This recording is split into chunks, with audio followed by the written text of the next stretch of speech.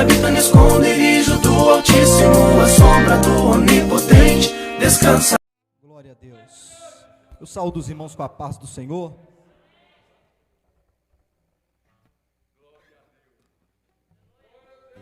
Hoje é noite de festa, porque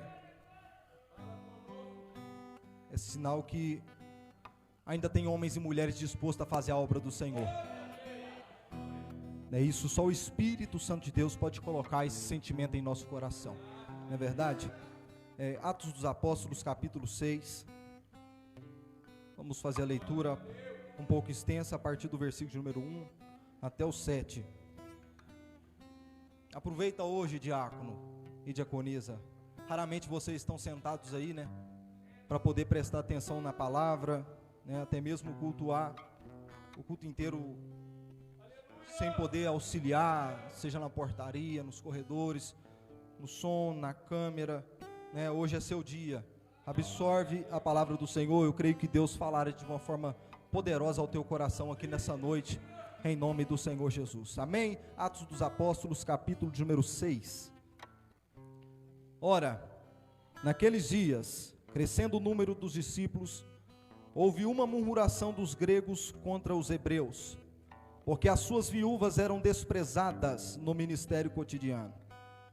E os 12, convocando a multidão dos discípulos, disseram: não é razoável que nós deixamos a palavra de Deus e sirvamos as mesas. Escolhei, pois, irmãos, dentre vós 7 varões de boa reputação, cheios do Espírito Santo e de sabedoria, ao quais constituamos sobre este importante negócio. Mas nós perseveremos na oração e no ministério da palavra. E este parecer contentou a toda a multidão, e elegeram Estevão, homem cheio de fé e do Espírito Santo, e Filipe, e Prócoro, Nicanor, Timão, e Pármenas e Nicolau, prosélito de Antioquia. E os apresentaram ante os apóstolos, e esses, orando, lhe impuseram as mãos. E crescia a palavra de Deus, e em Jerusalém se multiplicava muito o número dos discípulos, e grande parte dos sacerdotes obedeciam à fé. Podemos assentar em nome de Jesus?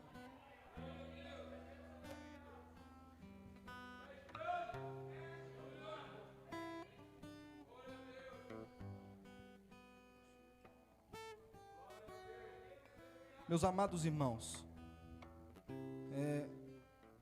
do conhecimento de todos, a falta de um diácono e de uma diaconisa na igreja, a organização, né? Precisamos que vocês estejam exercendo este ministério, né? Esse cargo que foi imposto sobre a vida de cada um de vocês, e quando fizerem isso, faça não pensando em mim, não faça pensando no pastor, faça pensando em você, no seu futuro, no seu ministério, faça para Deus, porque Deus assim o recompensará, né? E valoriza, né, essa oportunidade que você está tendo na sua vida, porque essa oportunidade é única. Quando você assumir um posto, né, maior, uma responsabilidade maior na sua vida, você vai se lembrar de quando você era um diácono de ofício, né? E você sentirá saudades daquilo que você está sendo separado para fazer hoje, né? Bate a saudade, bate o desejo em seu coração. Quando nós abrimos a Bíblia Sagrada no livro de Atos dos Apóstolos, nós vemos o crescimento e o avanço da igreja do Senhor. Um grupo de pessoas que começou com o número de 120 crentes, né, que estavam ansiosos, aguardando a promessa que fora feita, né, pelo nosso Senhor Jesus Cristo, em Lucas 24:49, a qual ele ordenou aos seus discípulos ficar em Jerusalém, até que do alto sejais revestidos de poder, né? Todos eles aguardando a promessa do Senhor, como o nosso pastor trouxe aqui ontem, uma palavra poderosa, e Deus falou de uma forma estrondosa ao nosso coração, conjecturando como estava o coração e a mente daquelas pessoas, como elas pensavam que viria o Espírito Santo, e Deus falou de uma forma no domingo aqui, extraordinária aos nossos corações, né? E eles estão aguardando a promessa do Salvador. Eles estavam reunidos no mesmo lugar, como todos conhecem a história. De repente veio do céu um som, como de um vento veemente e impetuoso, e encheu toda a casa onde estavam assentados. E foram vistas sobre eles línguas repartidas, como línguas de fogo, conforme o Espírito Santo lhes concedia que falasse. A partir daquele momento, nasceu a igreja do Senhor Jesus Cristo na terra. A partir deste momento foi decretado sobre a minha vida e sobre a sua vida, que nós temos uma fé inabalável, porque essa fé é concedida pelo Espírito Santo de Deus. Foi determinado naquele dia que onde nós colocássemos as nossas mãos, enfermidades, e ter que arrumar um jeito e partir em retirada. A partir daquele dia foi determinado que eu e você falaríamos em outras línguas. A partir daquele dia a igreja foi marcada pela graça, pela presença do Espírito Santo de Deus. Eles não andavam mais como eles queriam, eles não falavam mais da maneira que eles queriam, mas estavam carregados da glória e da presença do Espírito Santo de Deus sobre a vida deles. Transmitiam isso, viviam isso de uma forma que chamava a atenção das pessoas para a vida delas. Alguns judeus estavam ali, alguns fariseus, e muitos deles ficaram maravilhados, pois diziam: esses homens são galileus, e nós ouvimos cada um deles falar em nossa língua, nós entendemos o que eles estão falando. Quando eles dizem isso, eles estavam afirmando: esses homens não sabem falar em outras línguas, esses homens não têm estudo, não têm formação, mas nós ouvimos falar eles nas nossas próprias línguas. Da mesma maneira que algumas pessoas ficaram maravilhadas com aquele fato que estava ocorrendo, outras pessoas começaram a debochar da fé dos nossos irmãos, começaram a dizer que eles estavam embriagados por bebidas alcoólicas. Mas Pedro vê a zombaria como uma oportunidade para poder expressar a tua fé. Meu querido, eu quero te dizer que no decorrer do seu ministério, da sua chamada, vai surgir zombarias contra você, falsos testemunhos vão se levantar contra você, mas você tem que colocar isso como uma escada para Deus colocar você onde Ele quer que você esteja. Você tem que ver isso como uma oportunidade para você crescer.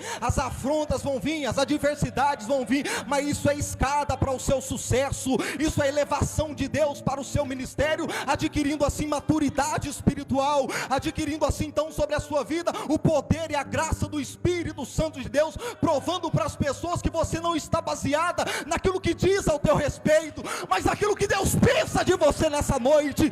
Deus se vê como um servo obediente, por isso obedeça a palavra do Senhor a cada dia mais, em nome de Jesus. Pedro vê a oportunidade, agora é minha vez, eu vou falar agora.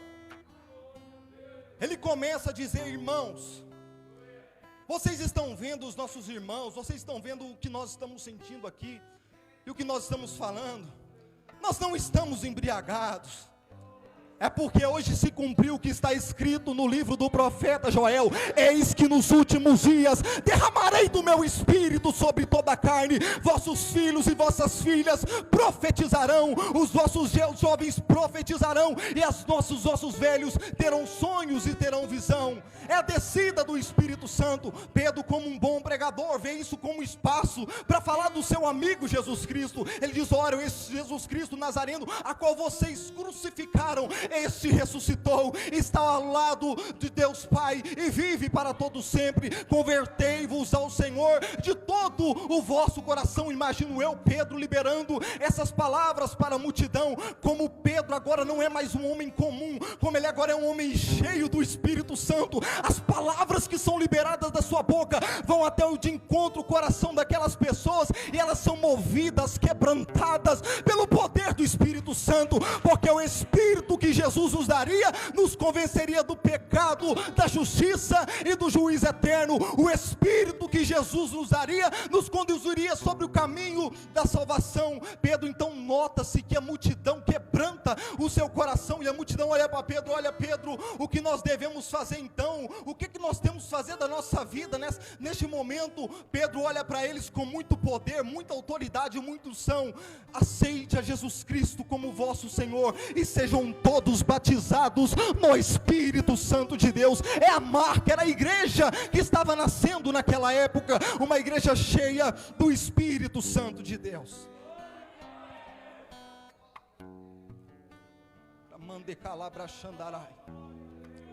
E a palavra do Senhor diz que naquele dia cerca de 3.000 almas se renderam aos pés do Senhor. com uma oportunidade. Vê as oportunidades da sua vida como uma oportunidade única, meu irmão.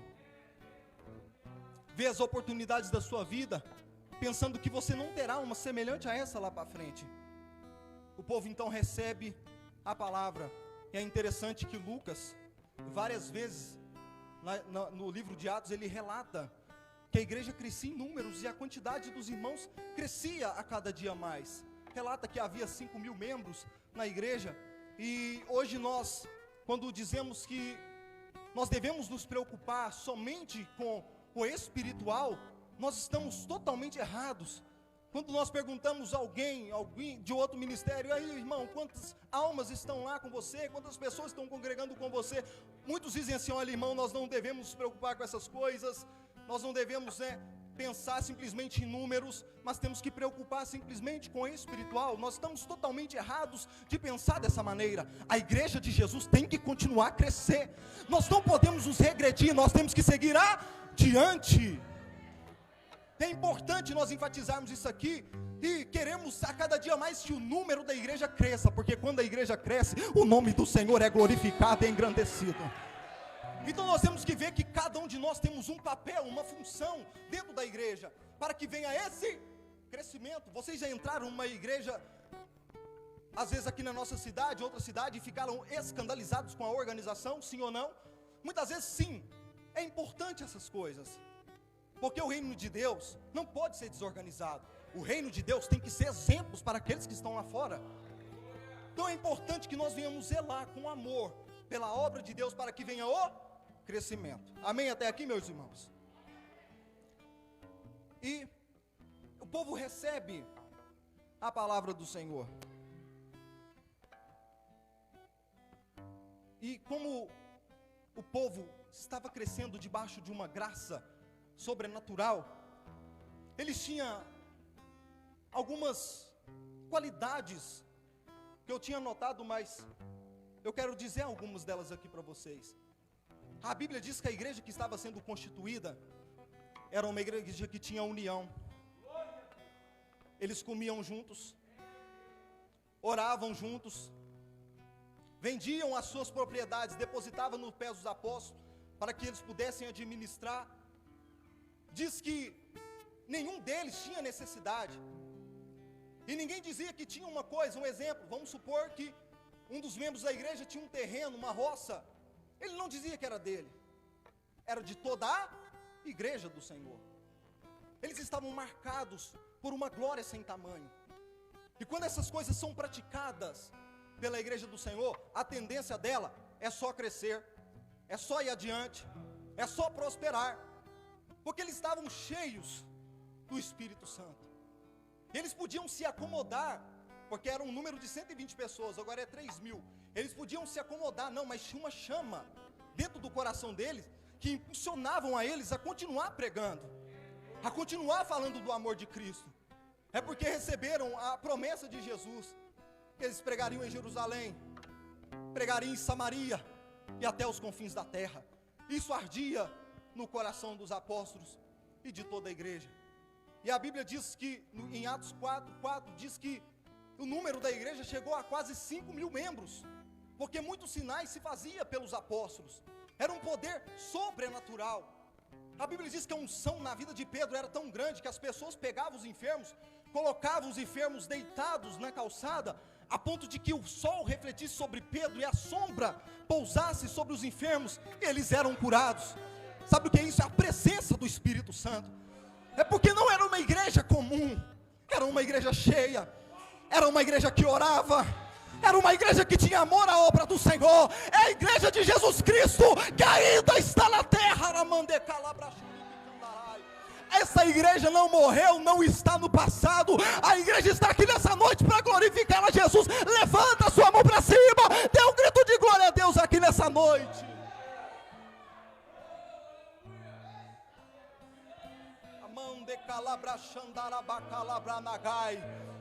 É a noite de Deus levantar e te dar combustível no seu ministério aqui, meu irmão.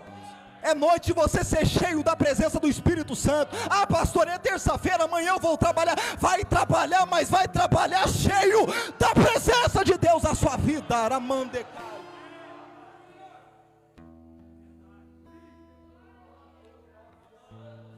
Beba dessa água nessa noite. Beba, beba, beba. Receba nessa noite a presença do Espírito Santo. Receba renovo sobre o seu ministério.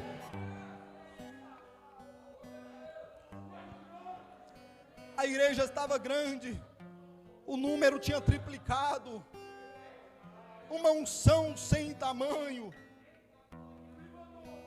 Aí chegou a sua hora, diácono. Chegou a sua hora de auxiliar no crescimento. A Bíblia diz que havia uma disputa entre os judeus e os gregos, porque as viúvas eram desprezadas no ministério cotidiano. Elas precisavam de auxílio, precisavam de ajuda. E a palavra do Senhor diz que os discípulos reúnem todos eles, era uma multidão de discípulos, diz a Bíblia Sagrada.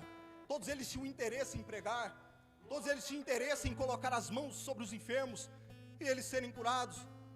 A Bíblia diz que eles reúnem e vão selecionar 7 homens para esse importante negócio. Eles vão separar Estevão, e a Bíblia enfatiza esse homem como sendo um homem cheio de fé e cheio do Espírito Santo. E vão separar Filipe, Prócoro, Nicanor, Timão, Pármenas e Nicolau. E é importante nós enfatizarmos aqui que deveria ter uma certa exigência naqueles homens que fora separado por eles. Deviam ser homens de boa reputação, cheios do Espírito Santo e cheios de sabedoria. Tanto a sabedoria que vem do alto, como uma sabedoria para poder administrar. Sabe o que eu quero te dizer você nessa noite, meu querido diácono, minha querida diaconisa? É que se você está sentado aí e vai receber esse diploma nessa noite, não é simplesmente o papel, é sinal que você tem boa reputação, é sinal que você é cheio e cheia do Espírito Santo, é sinal que você tem sabedoria. Isso não é sinal que eu acredito em você ou que o pastor acredita em você, isso é sinal que Jesus acredita em você, é sinal que Jesus acredita nos trabalhos da sua mão. Provérbios diz que tudo quanto te vier as mãos para fazer, faze conforme as suas forças, porque para a sepultura onde tu vai, ali não há fé, ali não há esperança, ali não há trabalho. O momento é esse, a hora é essa, é a hora de fazer a obra de Deus. E separam esses homens. E eu quero falar aqui, irmão, sobre Estevão. O meu coração, minha alma chora de ver a fé daquele homem. Oxalá eu fosse um diácono igual a ele. Quem dera. A Bíblia diz que Estevão já estava pregando a palavra do Senhor. E de fato, irmãos, quem prega cheio do Espírito Santo é diferente. Não pela gritaria, mas você vê o fruto da palavra agindo no meio da igreja. Ele conquistava o povo com as suas palavras, porque falava através do Espírito Santo. E surgiu uma inveja muito grande nos fariseus. Eles começam a levantar falsos testemunhos contra a vida daquele homem, vendo que não tinham nada a achar contra ele, nenhuma prova, nenhuma acusação havia sobre a vida do servo de Deus. Eles levantam alguns falsos testemunhos para liberar palavras contra a vida de Estevão. Eles estão agora acusando Estevão junto com o sumo sacerdote, e as acusações são liberadas por ele. Esse homem blasfemou, esse homem está pregando contra a lei de Moisés. Quando eles olham para o jovem diácono sentado, a Bíblia diz que eles olham para ele e vê o rosto dele como um rosto de anjo. É a presença de Deus que resplandecia sobre a vida dele. Nós vemos que não tinha acusação, que aquele homem não tinha feito nada de errado, apenas um jovem, mas estavam acusando porque expressava sua fé, porque falava do amor de Deus, e a sua cabeça estava posto a prêmio, estava para ser, morto por causa do Evangelho. E quanto nós, muitas das vezes, temos a graça, o prazer, o privilégio de limparmos a igreja, de regularmos o nosso som, de servirmos na portaria, de prepararmos a mesa da ceia, retirar a mesa da ceia. Nós temos essa oportunidade, e nós muitas vezes não fazemos porque nós muitas vezes não queremos compromisso com a obra do Senhor. Dessa maneira não chegaremos a lugar algum. Mas aquele homem, mesmo sendo ali condenado à morte, não se recusou a fazer a obra do Senhor, não se dobrou aquilo que falavam dele ou pensava dele. Ele apenas queria pregar, ele apenas queria fazer a obra do Senhor acontecer, ele apenas queria ser o portador da voz de Deus ali na terra. Esse desejo, esse sentimento tem que estar dentro, tem que arder dentro do nosso coração.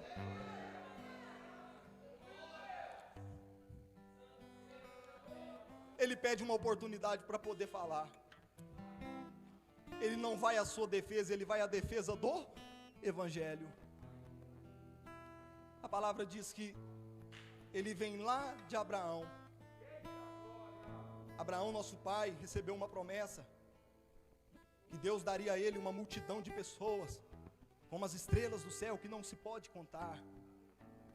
Ele vem falando de Israel, vem falando dos 12 patriarcas, e ele chega até Salomão e diz: Salomão edificou um templo para o Senhor, mas vocês fiquem sabendo que Deus não habita em templos feitos por mãos humanas, porque a palavra do Senhor, ele diz, a palavra do Senhor mesmo, Deus diz: o céu é o meu trono, e a terra o estrado dos meus pés. Como Deus habitaria em templo feito por mãos humanas? É compreensível, mas agora me explica como Deus habita dentro de mim, dentro de você, sendo um Deus tão grande. Eles olham para eles, ele olha para eles e diz assim: olha, não resistais ao Espírito Santo, porque ele quer entrar dentro de vocês. Eles não podiam, diácono Pedro, debater Estevão com palavras, porque as palavras que ele dizia, era o próprio Espírito Santo de Deus que concedia que falasse, era a própria escritura da palavra de Deus, porque contra a palavra de Deus ninguém pode, meu irmão. Ninguém consegue contra esta palavra, porque ela é a verdade dói, a verdade machuca, mas a verdade liberta o pecador. Então eles resistiram ao Espírito Santo de Deus. E a palavra de Deus diz que eles pegam Estevão, chama ele de blasfemador, pega aquele jovem diácono, que queria apenas fazer a obra do Senhor, arrasta ele até a praça, até fora da cidade, melhor dizendo. E quando ele é arrastado, ele olha para eles e diz assim: eis que vejo os céus abertos, e o Filho de Deus assentado à sua direita. Sabe o que ele podia dizer? Sabe o que ele estava dizendo com essas palavras? Vocês podem me matar, podem me prender, eu estou vendo Jesus ali, eu sei que o que eu estou falando é verdade. Se eu morrer aqui, ele sabia para onde ele iria, saberia onde era a sua terra, saberia onde era o seu endereço, mas não se recusou a falar sobre a verdade. Começam a apedrejar aquele homem até a morte, e nos últimos suspiros de vida, ele copia a mensagem de Jesus na cruz do Calvário: Pai, perdoa-os, eles não sabem o que estão fazendo. E a Bíblia diz que ele expirou. Sabe o que eu aprendo com Estevão, meu irmão? É que independente dos impedimentos que nós colocamos, isso serve para todos nós, para fazer a obra de Deus, não se equivale ao que Estevão passou. Então, aproveita a oportunidade de fazer a obra do Senhor. Por mais que queiram te apedrejar, faça a obra do Senhor. Cuide da noiva, cuide da igreja, a organização. Faça isso com alegria, faça isso com amor, porque Deus assim o compensará. E olha o que diz, até peguei a lembrancinha aqui, olha o que diz em 2 Tessalonicenses 3,13, que você recebeu aí: porque os que servirem bem como os diáconos, adquirirão para si um lugar honroso e muita confiança na fé que há em Cristo Jesus.